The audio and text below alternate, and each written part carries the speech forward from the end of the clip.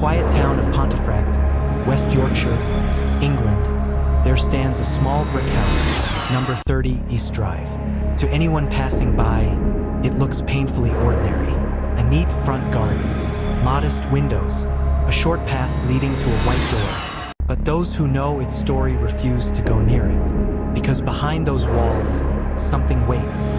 Something ancient, cruel, and patient. It all began in the summer of 1966, when Jean and Joe Pritchard moved into the new council house with their children, 15-year-old Philip and 12-year-old Diane. They were a close family, practical people, the kind who laughed easily, worked hard, and didn't believe in nonsense. The house felt perfect. Fresh paint, new neighbors, a quiet neighborhood. For a while, it was everything they hoped for, until the water started. Jean found the first puddle one afternoon, right in the middle of the kitchen floor. She frowned, mopped it up, and thought nothing of it. But an hour later, it was back. And another, then another. The strange part? The puddles didn't spread like spilled water. They formed, as if the floor itself was sweating. Joe checked the pipes, the roof, even the water heater. Nothing was leaking. Everything was dry. Then came the dust. It fell from the ceiling like tiny flakes of ash, even though the house was spotless. Jean wiped it away, but within minutes, it returned, soft, pale dust that drifted down from nowhere. When they turned off the lights, the particles floated in the air like ghostly snow, and for a second, Jean could swear she saw a shape moving behind them. The family began to notice other small things. Lights flickering, objects out of place, doors that wouldn't stay shut. Then one night, as Philip sat alone watching television, the air grew suddenly cold. He felt something brush against his neck, light as a feather. He turned, nothing there. Then the cupboard door behind him creaked open by itself. He stood frozen. Slowly, every single door in the kitchen opened at once. When his mother rushed in, she found Philip pale and shaking. She laughed it off at first. Maybe the wind, maybe the hinges. But when she tried to close the cupboard, it slammed shut with a force that rattled the dishes. It was only the beginning. Over the following weeks, the disturbances grew louder, angrier. Green foam began bubbling from the taps. Lights flickered violently, bulbs exploding mid-glow. Photographs fell from walls, frames cracking as if something invisible had hurled them. And through it all came the footsteps. Slow, deliberate, heavy boots pacing the upstairs landing when no one was there. Jean tried to stay calm for the children's sake. But one night, as she entered Diane's room, she found her daughter sitting upright in bed, eyes wide with terror. "Mom," she whispered, "he's in the corner." Jean froze. The corner was empty, but the room was cold, so cold that her breath fogged in the air. Then the wardrobe door creaked. From inside came a low, wet breath. Jean screamed, grabbed Diane, and ran. Joe didn't believe it at first. "It's just nerves," he said, until the same thing happened to him. While shaving one morning, he felt a hand press against his shoulder. He turned quickly, razor in hand, but the bathroom was empty. Only his reflection stared back, and behind it, for a split second, a shadow moved. The family began calling the unseen presence Fred, thinking a name might make it less terrifying. But Fred wasn't friendly. He mocked them, whispering their names at night, knocking on walls and laughing whenever they prayed. Then came the first attack. Diane, home alone one evening, felt something grip her hair and yank her backward. She screamed, clawing at her head, but there was no one there. The force dragged her across the floor, scraping her knees raw. When her mother returned, Diane was sobbing, red marks burning across her neck as if fingers had been wrapped around it. After that, sleep became impossible. Every night, the family lay awake listening to the footsteps pacing above them. Every night, the whispers grew louder. They called in priests, mediums, even local paranormal investigators.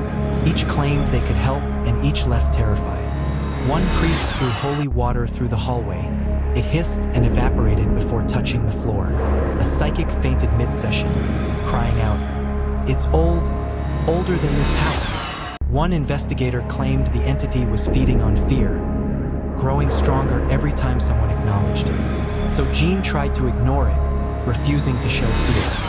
But the more she resisted, the more violent it became. The house developed moods. On some days, it felt heavy and angry. Shadows crawling up walls, doors rattling as though ready to burst. Other times, it was quiet, eerily still, as if waiting. Visitors began refusing to enter. Mailmen avoided the door. Even the neighbors whispered that number 30 was cursed. Then one evening, everything changed. Philip and Diane were playing cards when the temperature dropped suddenly. The lights dimmed. Then, from the corner of the room, a shape began to form. Darker than shadow, tall, cloaked. It didn't move, but the air around it pulsed, thick with something that felt alive. Philip bolted from his chair, but the shape didn't follow. Instead, it vanished, leaving behind only the faint smell of rot and decay.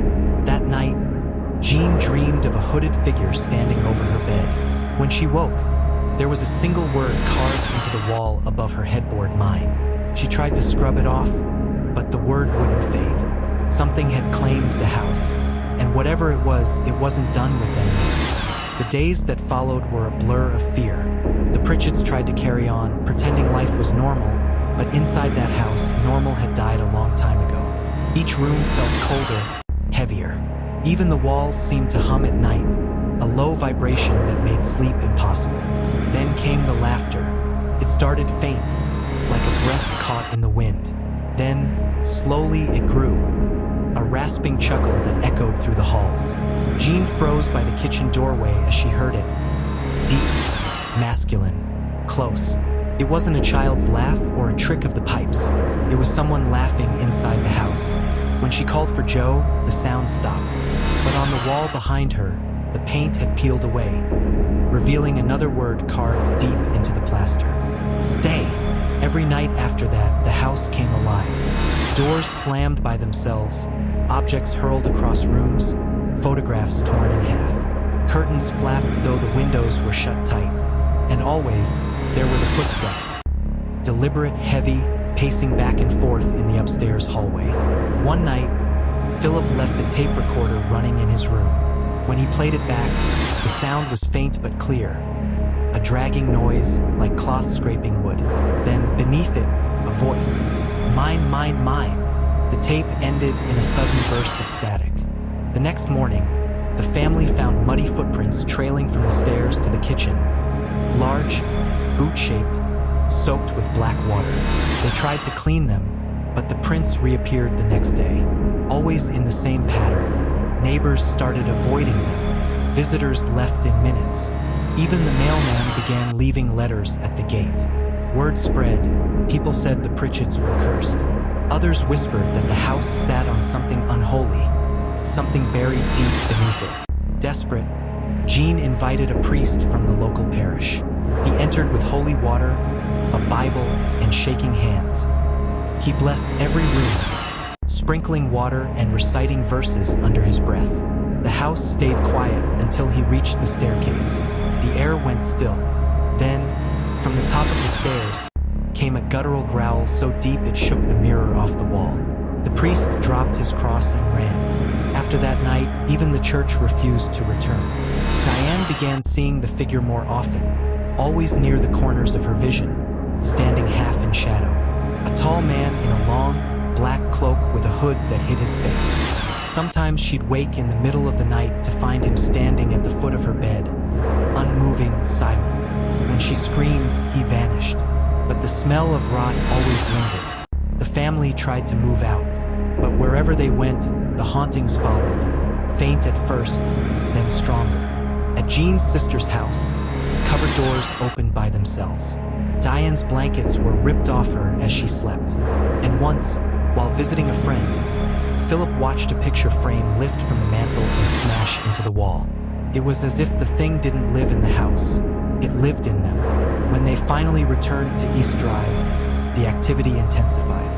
One evening, as the family sat for dinner, a violent crash shook the table.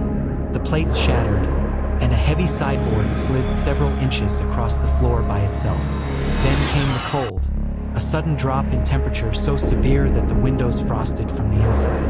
Out of the silence came a single, hollow voice. "Get out!" The sound didn't come from the walls. Came from everywhere. That night, Diane was attacked again. Jean found her daughter lifted into the air, her hair twisting as if pulled by invisible hands. Diane's body slammed into the wall, then dropped to the floor. She gasped for air, tears streaming down her face. When Jean grabbed her, Diane whispered, "He said he'll kill me." Jean asked, "Who?" Diane pointed to the corner of the room. "The monk." After that, the haunting changed. It became intelligent, personal. The entity began mocking them by mimicking voices. Sometimes it called out in Joe's tone, luring Jean into the hallway. Sometimes it whispered Diane's name in Philip's voice. Other times, it sang soft hymns in a language none of them understood. The family researched their home and discovered something chilling. Centuries earlier, the land beneath East Drive had belonged to a monastery. During the medieval period, a monk was executed nearby for crimes too shameful to record in full. Some believed he murdered a young girl. Others claimed he was buried alive within the walls of the old priory. The Pritchards realized their house stood right on that ground, and perhaps he had never left. By the winter of 1968, their lives were falling apart. Diane rarely slept. Philip refused to enter his room. Jean started hearing whispers even outside the house. Once, while hanging clothes on the line, she felt a cold hand brush against her back, though she was alone. One stormy night, everything came to a breaking point. Lightning flashed. The house shook. The television turned on by itself, white static filling the screen. Then the image shifted. For a split second, they all saw it. The shadow of a hooded man reflected in the static, standing behind them. The lights burst. Diane screamed as something yanked her hair, dragging her toward the staircase. Joe lunged forward, grabbing her by the waist, but the force was inhuman. It pulled her halfway up before throwing her backward into his arms. The air filled with a voice that wasn't one, deep, hollow, ancient. "She's mine." The sound didn't echo, crawled through the walls, through their bones. Then everything went dark. When the power returned, the house was silent. No wind, no footsteps, only the sound of the clock ticking in the hallway. Steady, almost mocking. For weeks after, nothing happened. The family dared to hope it was over. But one night, as Diane brushed her hair, she froze. In the mirror behind her, for just a heartbeat, she saw him. The monk, hood lowered, face like pale leather, eyes black and endless. And then he was gone. The haunting of 30 East Drive has never truly ended. New tenants report shadows, cold spots, objects moving on their own. Some leave within days. Others try to film proof, but their cameras always fail, footage corrupted, sound warped by whispers that say the same thing again and again. "She's mine." So, what do you think still haunts 30 East Drive? Was it truly the spirit of a monk? Or something much older? Something that wears human faces just to remind us we're never really alone? If this story kept you watching till the end, then you're exactly where you should be. There are more true hauntings waiting for you. Darker, stranger, and far more real than anyone dares to believe. Hit subscribe, turn on the light, and maybe, just maybe, don't watch the next one alone.